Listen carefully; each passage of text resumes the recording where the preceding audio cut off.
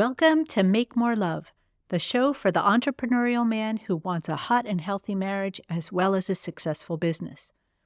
I'm your host, Ellen Dorian, and this is your place for straight-up, judgment-free conversations about merging the demands of business with the needs of a fulfilling relationship. We're all about supporting you to be extraordinary in your personal and your professional life, living fully in every way that counts. Before we jump in, just a reminder that the Make More Love show is for information and entertainment purposes only. It is not a substitute for the guidance of a qualified mental health or medical professional. Today, I want to talk about some ways that you can connect more deeply with your partner. I've been away this week in Austin, Texas with my sweetheart, watching the eclipse. What a fantastic experience. I'm so thankful we had the opportunity to see it. And my husband got some amazing photos. I'm going to post some of those online, so if you're connected to me, you'll be able to see them. And that brings me to my first point. Get out there and create some adventures. I cannot overstate the benefits of having adventures together with your partner.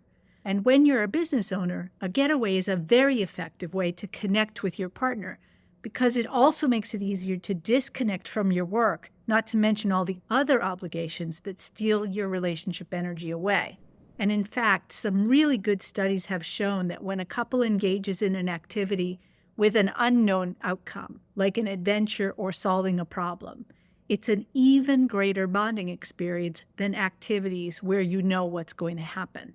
I'm sure some of you are thinking, there's no way I can just pop off for a long weekend. I have a business to run. Look, I hear you. Your business is critical, and you're the only one who really sees the big picture. I'm going to go on a quick tangent about business stuff. When you start thinking there's no way you can get away from your business for a long weekend, that is the time you really must do exactly that.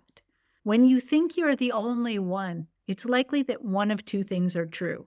Either you have a team but you don't have confidence in them, or you haven't built a team, so there really is no one to hold down the fort. And sure, there's lots of other reasons too, but those are for another time. So if you feel stuck and overwhelmed in your business, a fresh perspective can work wonders, and I've helped a lot of people break through these traps. Let's chat and work out how to get you what you need. My coordinates are in the show notes. Now let's get back to the topic. I'd love to hear about your adventures. What's a getaway that you've taken that brought you closer to your partner? Your experience might just be the inspiration someone needs to take that much-needed break. Let's move on to my second point for today, and that is about finding the sweet spot between individuality and coupleness. The eclipse was fantastic, and it gave my husband and me an opportunity to do a little photography, which is a hobby we both enjoy, but we have extraordinarily different approaches to it. I started when I was about 4 or 5 years old. My dad gave me a brownie box camera. Now, you might have to Google that, but let me tell you, it was so cool to have my own camera. He and I used to go out on photo safaris together, and those are still my favorite memories of him. So as a result of the way I learned, my approach to taking photos was to find an interesting composition within my environment and then try to capture it. My approach is quite artsy. On the other hand, my husband started getting more into photography just a few years back, like maybe 8 years ago. Now, because of his engineer's mind, he took a more methodical approach to becoming a better photographer. In addition to his natural talent, he's developed a deep understanding of the technical aspects of photography. He studies. He practices. For example, he practiced using the filter he got for photographing the eclipse. And let me tell you, his approach has really worked. He's an incredibly good photographer and much better prepared for photographing the eclipse than I was. And that illustrates my second point. Connecting with your partner doesn't have to mean doing everything the same way, nor does it need to be a competition. In fact, when you express your individuality while you are connecting with your partner, you are more likely to discover a newfound admiration for them, and they might see you in a new light too. Before we move on to my third point, if any of this has resonated with you and you're thinking about how you can apply these ideas to your own relationship, I'm offering a free relationship reset call to help you start making some changes. It's quick, just 15 minutes, you and me, working out your next relationship adventure. And it could be the start of something great. Just head over to relationshipresetcall.com to book a spot. And you'll also find all the links and my email address in the show notes. Now, let's move on to my third point. Make your relationship a container for shared memories. Not only are adventures great ways to connect and see our partners in a different light, but they also give us shared experiences that we're going to remember for the rest of our lives. You laugh together, you cry together, you wish and hope and regret together, and these memories can be ageless. Except that in modern life, you might not remember.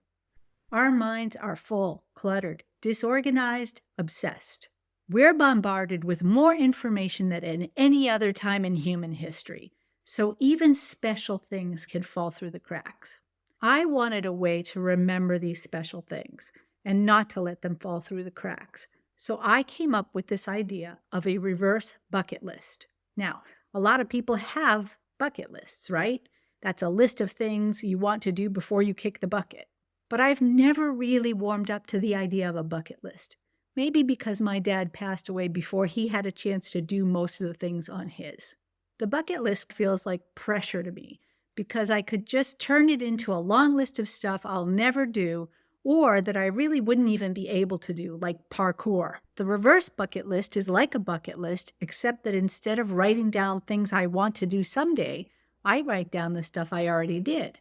That way I can capture and remember all the incredible experiences of my life. It also eliminates feeling like I'm going to run out of time. So the reverse bucket list was an idea that really excited me, but the next step was to figure out how to implement it in a way that was sustainable and that I could repeat. We used to have ways of capturing and reliving these special moments. Home movies, scrapbooks, photo albums, but those things all took a lot of time to create. And if you've ever watched an 8mm home movie, you know they can take a long time to set up so that you can actually relive them. And yes, there are digital replacements for all of these things, and you can use them, but they also take time. You have to create them, you have to organize them, and make time to actually go through them again. And then there's the tech. With constant updates and 5-factor authentication schemes, it's work, and Lord knows we don't need any more of that. One of the fundamental rules of my coaching philosophy is that things have to be doable in a short enough time that a business owner who doesn't have time can still implement them consistently. So I had to find a doable approach for my reverse bucket list. It had to be easy, it couldn't take a lot of time, it needed to help me remember wonderful things, and it would be nice if I didn't have to download an app or anything like that. And it had to be easy to share. And that brings me to my hot tip for today, when I realized I could do this in a Google Calendar. I created a separate calendar for it, and now every time I do something cool, I enter my experience on the date that it happens. I put a couple of lines in the notes section to remind me what was cool about it, and then I set up a repeat on whatever time frame I would like. So for the eclipse trip, I set it to repeat every year on that date. That way, I'm going to get a reminder every year of what we did together.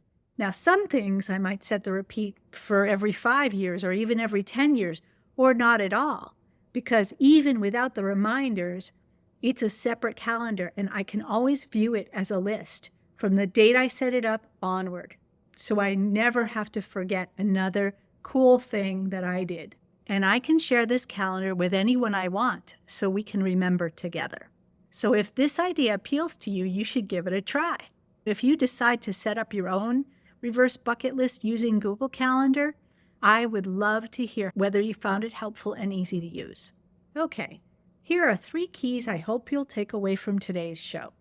Number 1 is to plan adventures with your partners to deepen your connection. Number 2 is you can connect and do things together while keeping your individual style and preferences.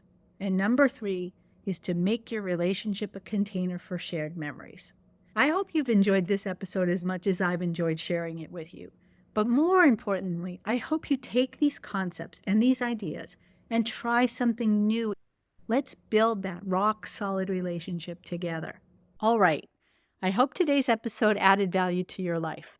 If you'd like more support, brainstorming, or ideas, here's 3 ways to get that. You can join our private and free Passionate Partners Insider community on Facebook for exclusive content and resources. Or you can check out our website and social channels to get the scoop on all of our programs, workshops, and coaching. And 3, if you'd like to explore your specific situation, book a free relationship reset call with me. Whether it's a minor tune-up or a major overhaul, we'll make a plan to get you back on track. You can head over to relationshipresetcall.com to set that up. The show notes lists out everything you need to find me, including all the links to everything I've mentioned and my personal email. I'll be here whenever you're ready. And here are a few things you can do to support the show. If you haven't already, please follow and subscribe. That is a win for both of us. Then if you could leave a review, that will help our community grow. And if you know someone who is struggling in their own relationship, please share the show with them. It could be life-changing for them. Thanks for spreading the word. This is Ellen, and that's what I've got for you today. Until next time, remember, what I want most in the world is for you to make more love in your life and with your wife.